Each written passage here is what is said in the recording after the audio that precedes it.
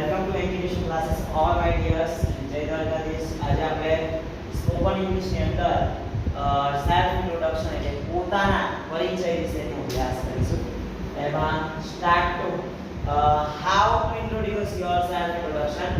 How એટલે કેમ, તમે કેવી રીતે ઇન્ટ્રોડ્યુસ એટલે પોતાને રજૂ કરી શકો.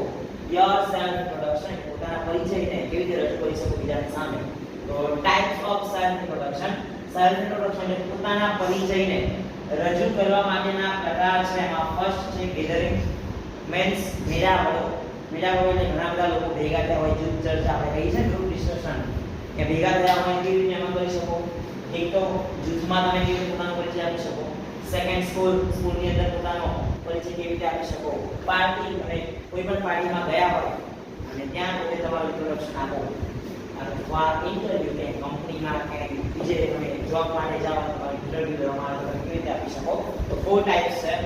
એમાં 11 ગોલ્ડન સ્ટેપ્સ એટલે કે 11 સુવર્ણ એવા તબક્કાઓ છે ટુ ઇન્ટ્રોડ્યુસ યોરસેલ્ફ. એમાં તમે ઇન્ટ્રોડ્યુસ કરવાનું છે અને પરિચિત કરવાનું છે. એમાં સૌથી પહેલું સ્ટેપ છે ગ્રીટિંગ. ગ્રીટિંગ એટલે સૌથી પહેલા તમને અંદર બોલાવે અને તમે પોતાની જાતને કેવી રીતે રજૂ કરો. સૌથી પહેલા તમારે શું કહેવું પડે ઇન્ટ્રોડ્યુસ માટે? હેલો. બરાબર, ફર્સ્ટ સ્ટેપ છે હેલો. જો સવારનો ટાઈમ હોય તો તમે અહીંયા બોલી શકશો હેલો, પછી ગુડ મોર્નિંગ. 12 વાગ્યા પછીનો સમય હશે તો બોલશો ગુડ આફ્ટરનૂન. સાંજનો સમય હશે તો બોલશો ગુડ ઇવનિંગ. બરાબર, ગુડ નાઇટ નહીં બોલે. કેમ? કારણ કે વગર તમારું કોઈ ઇન્ટરવ્યુ લેવાના આપણને ધ્યાન રાખે.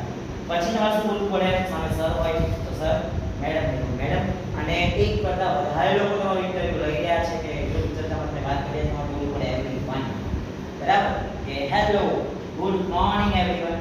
Hello, good morning sir. Hello, good morning madam. અને આટલું બોલી શકો. અને જો તમારી સામે તમારે વધારે પડતી તમારી ઇમ્પ્રેશન સારી પાડવી છે તો તમે આ બોલી શકો ઓન લેવલ એટલે આદરથી. બરાબર, કોઈ રિસ્પેક્ટેડ હોય, માનનીય હોય. બરાબર. ડોન્ટ સે એટલે તમે શું ના બોલી શકો ઇન્ટરવ્યુમાં. તો તમે એમ કહી હાય ને એ બધું નથી બોલવાનું. બરાબર, આ થોડું ખાસ ધ્યાન રાખજો, તમારી ઇમ્પ્રેશન ડાઉન થઈ શકે છે ના કારણે. તો ફર્સ્ટ ગ્રીટિંગ માં તમારે ધ્યાન રાખવાનું છે. બીજું છે થેન્ક ધેમ. થેન્ક ધેમ માં તમારે તમને જે બોલવા માટેની તક આપી છે એ તક માટે તમારે સામેવાળા વ્યક્તિનો શું કરવાનું છે? આભાર માનવાનો છે કે મને આટલી બધી સારી તક આપી છે બોલવા માટે અને રજૂ કરવા માટે મારા જાતને. તો એના માટે તમને ખૂબ ખૂબ અભિનંદન માટે નેક્સ્ટ લેક્ચરમાં આપણે આભાર દઈશું. થેન્ક યુ એન્ડ જય દ્વારકાધીશ.